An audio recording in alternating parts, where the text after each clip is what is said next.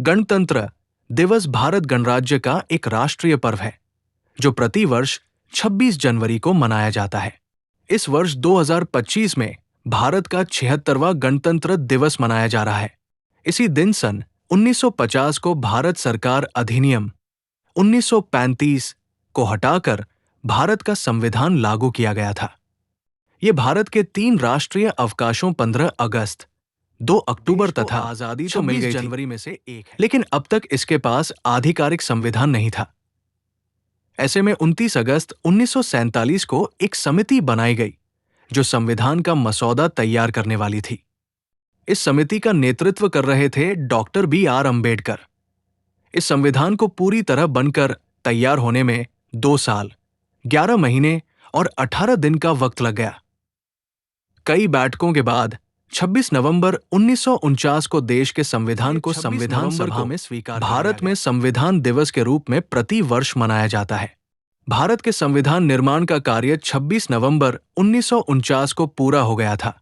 फिर भी संविधान 26 नवंबर को लागू न कर 26 जनवरी तक इंतजार किया गया।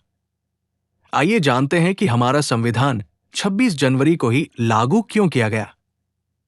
संविधान 26 जनवरी को लागू करने का मुख्य कारण था देश की पूर्ण रूप से 1929 को भारतीय राष्ट्रीय कांग्रेस में पूर्ण स्वराज्य का प्रस्ताव लाहौर अधिवेशन में पारित किया था और 26 जनवरी 1930 के दिन भारतीय राष्ट्रीय कांग्रेस ने भारत को पूर्ण स्वराज यानी पूर्ण स्वतंत्र घोषित किया था। हालांकि अंग्रेज इसे नहीं मानते थे, इसलिए 26 जनवरी 1930 से प्रतिवर्ष हमारे देश में स्वतंत्रता दिवस मनाया जाता था।